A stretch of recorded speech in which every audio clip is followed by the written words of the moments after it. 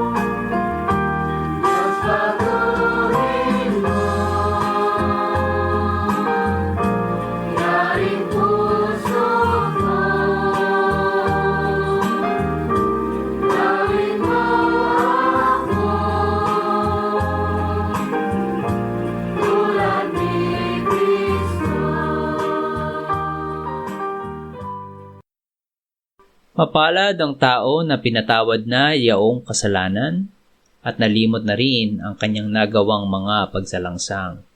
Mapalad ang taong sa harap ng Panginoon ay di na pinararatangan ng kasalanan, dahilan sa siya ay hindi nanlilinlang.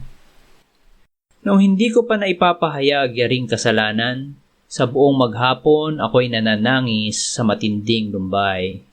Sa araw at gabi, bigat ng kamay mo ang nararamdaman, ano pa't wala nang nalalabi akong lakas sa katawan.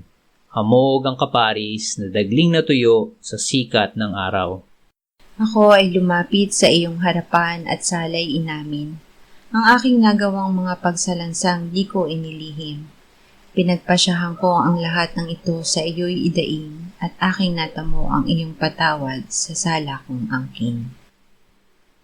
Mga minamahal, sinasabi sa unang Juan 1:9, kung ipinapahayag natin ang ating mga kasalanan, maaasahan nating ipatatawad sa atin ng Diyos ang mga ito at lilinisin tayo sa lahat ng ating kasamaan sapagkat siya'y tapat at matuwid. Salamat sa iyo, O Diyos. Pinatunayan mo ang iyong pag-ibig sa amin nang si Kristo ay mamatay para sa amin noong kami mga makasalanan pa. Ngayon ay buksan mo ang aming mga labi at kami ay magpupuri sa iyo.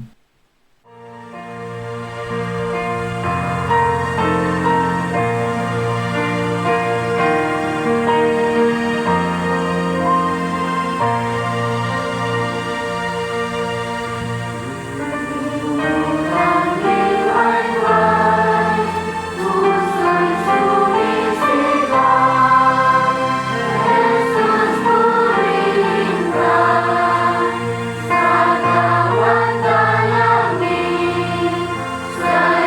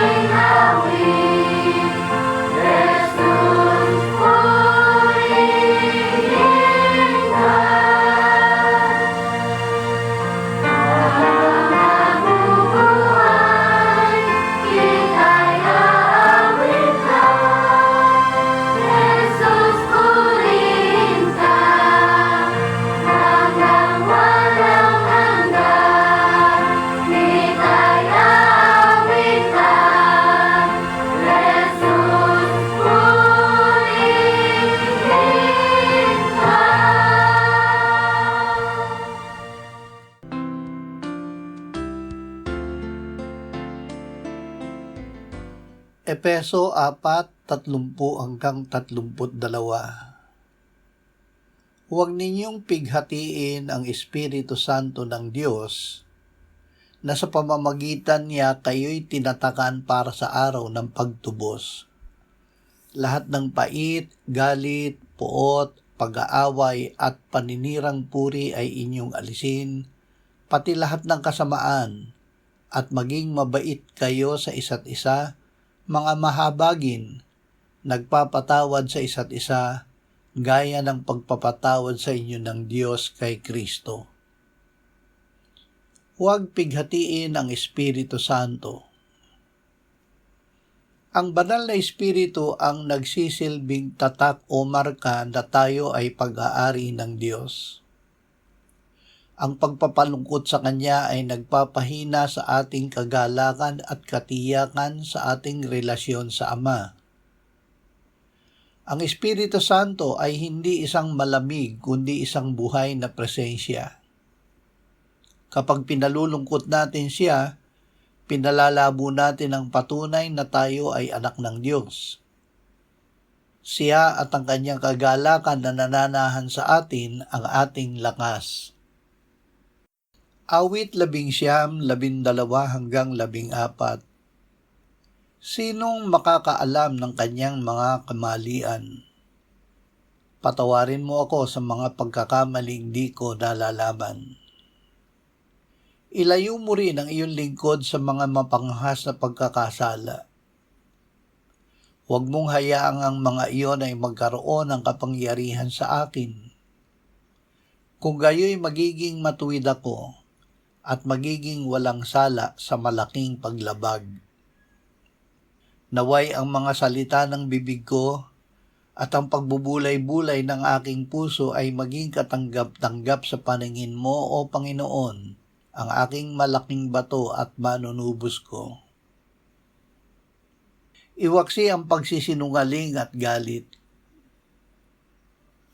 Ang pagsisinungaling na mula sa Diablo at ang galit o puot ay mga pangunahing dahilan ng pagpapalungkot sa Espiritu, dahil siya ang espiritu ng katotohanan at espiritu ng pag-ibig.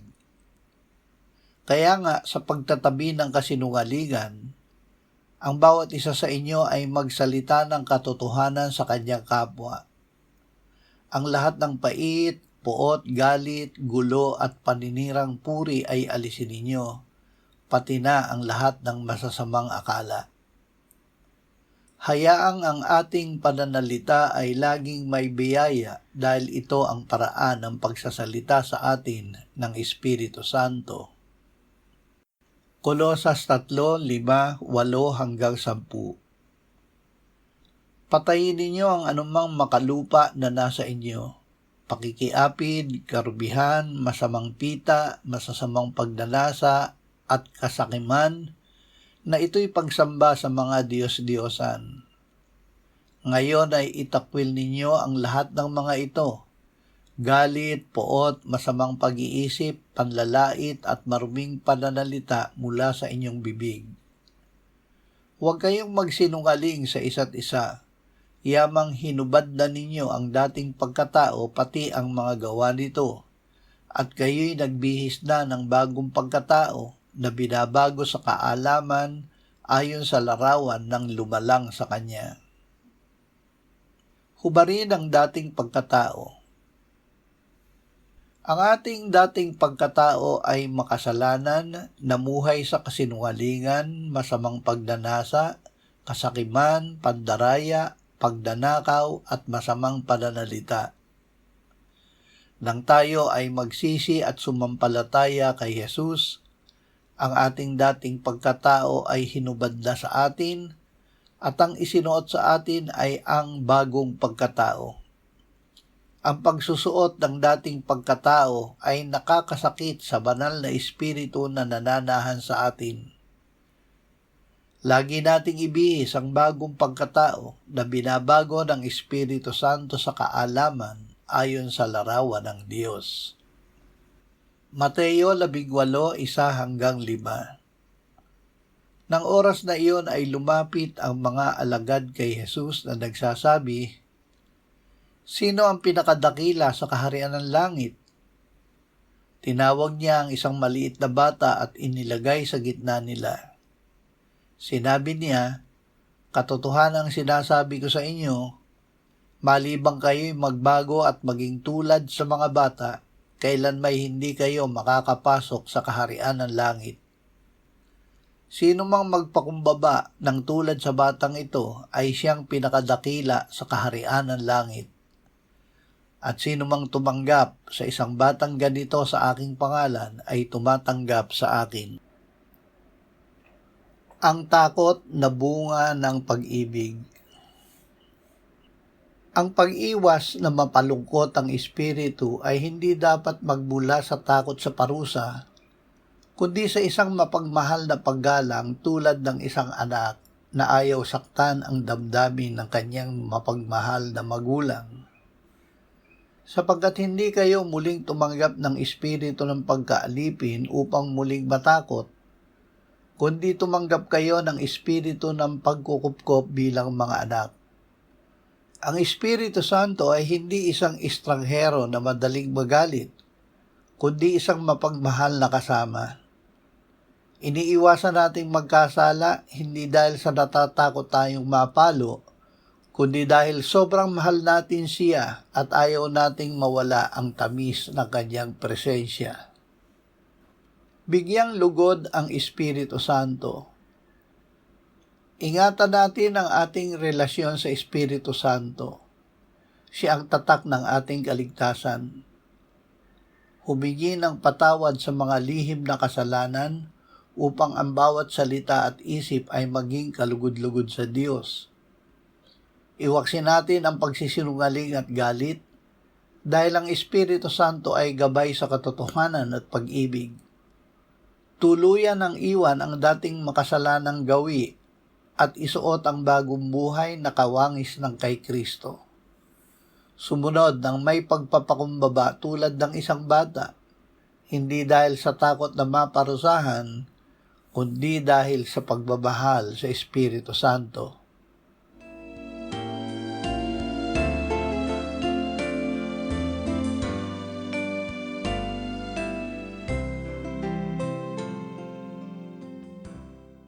Manalangin tayo.